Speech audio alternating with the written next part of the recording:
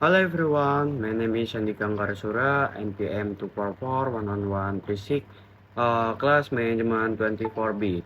And welcome to today extend learning season titled The Strategy of Human Resource Management in Today Workplace. In this in this video presentation, we will take a deep look into how human resource management is transformed into one of the most essential functions in modern organization. We will explore its strategy role. So let's begin our journey into the world of modern HRM. Uh, Mengapa MSDM itu sangat menjadi penting? Dalam dunia kerja modern, perusahaan menghadapi berbagai perubahan yang begitu cepat. Teknologi berkembang pesat, persaingan bisnis semakin ketat, dan kebutuhan tenaga kerja berubah dari waktu ke waktu. Di tengah situasi ini, MSDM tidak lagi dipandang sebagai fungsi administratif semata, melainkan sebuah fondasi penting yang menentukan keberhasilan organisasi. Ada beberapa alasan mengapa MSDM semakin strategis. Yang pertama, sumber daya manusia adalah aset utama perusahaan. Meski teknologi berkembang, manusia tetap menjadi penggeraknya. Dua, organisasi membutuhkan karyawan yang adaptif dan inovatif. Tanpa pengelolaan SDM yang baik, inovasi sulit muncul. Yang ketiga, lingkungan kerja semakin kompleks. Perusahaan harus menghadapi keragaman manusia, budaya, karakter, dan ekspektasi. Yang terakhir, persaingan global membutuhkan talenta unggul. SDM yang kompeten menjadi keunggulan yang tidak mudah ditiru oleh pesaing. Perubahan ini mendorong MSDM berperan lebih dalam menciptakan strategi jangka panjang yang berkaitan dengan efektivitas organisasi. Transformasi peran MSDM dari administratif ke strategi partner. Jika kita melihat ke belakang, fungsi SDM dahulu hanya mengurus administrasi dasar seperti absensi, gaji, dan arsip. Namun, paradigma kini berubah secara drastis. MSDM telah bertransportasi menjadi mitra strategis yang turut menyusun strategi perusahaan, menyesuaikan kebutuhan SDM dengan arah bisnis, mengembangkan potensi karyawan untuk mencapai visi organisasi, menjadi guardian budaya kerja perusahaan. Menurut Dev Ulrich, ahli SDM terkemuka, MSDM memiliki peran administratif, expert, employee champion, change against, dan strategis partner. Transformasi ini memungkinkan MSDM berkontribusi langsung pada peningkatan kinerja organisasi. Terus lingkup dan fungsi strategis MSDM. Untuk memahami peran strategi MSDM, kita harus melihat fungsi utama secara mendalam. A. Perencanaan SDM dan talent planning. Perencanaan SDM membantu perusahaan memastikan ketersediaan tenaga kerja yang tepat, baik dari sisi jumlah maupun berkualitas.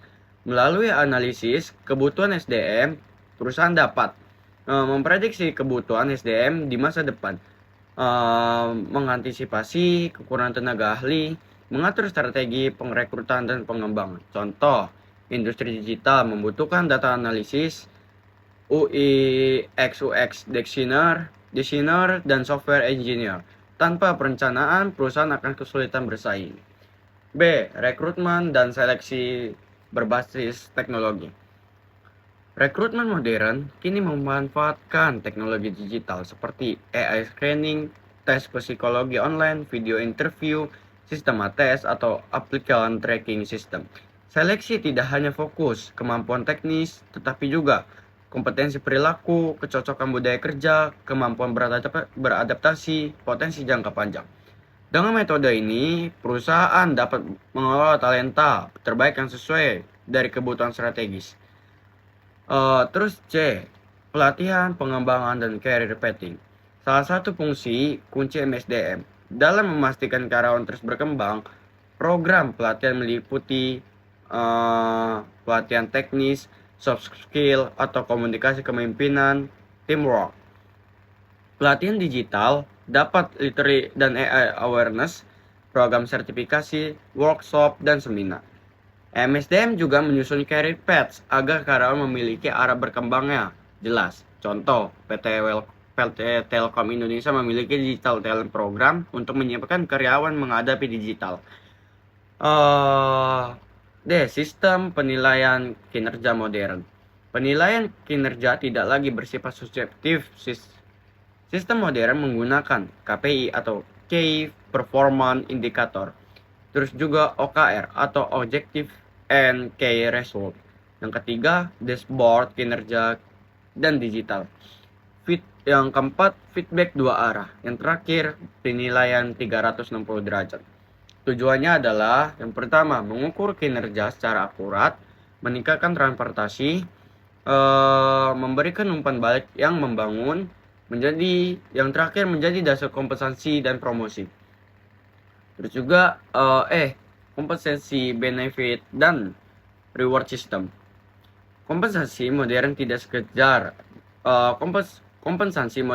sekedar gaji pokok. Perusahaan memberikan bonus bekerja berdasarkan kinerja, tunjangan kesehatan dan asuransi, fasilitas kesejahteraan seperti gym, konseling, dan transport.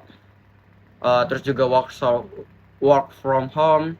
Yang terakhir, penghargaan non finansial atau Affiliate of the Month Recognition Awards. Program reward yang tepat meningkatkan motivasi dan loyalitas karyawan. Menciptakan budaya kerja yang positif. Budaya kerja adalah identitas organisasi. MSDM berperan dalam menciptakan budaya yang mendukung kolaborasi, mendorong inovasi, menjaga kesejahteraan, menumbuhkan keadilan, dan menghargai keragaman. Tantangan MSDM di era modern. Peran strategis MSDM tidak terlepas dari berbagai tantangan besar. Satu, perkembangan teknologi dan digitalisasi. Perusahaan perlu memanfaatkan yang pertama big data, yang kedua artificial intelligence, yang ketiga ARM, yang terakhir sistem payroll otomatis. Teknologi membantu MSDM mengelola SDM lebih cepat dan akurat.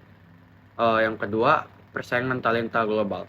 Kini perusahaan tidak bersaing dengan lokal tetapi juga global.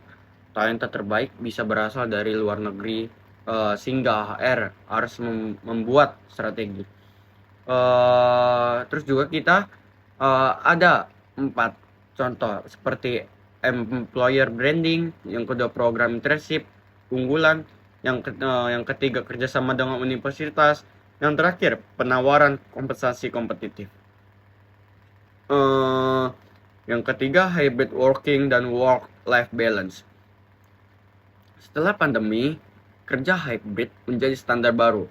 MSDM harus mengatur pengawasan jarak jauh, produktivitas tanpa kontrol fisik.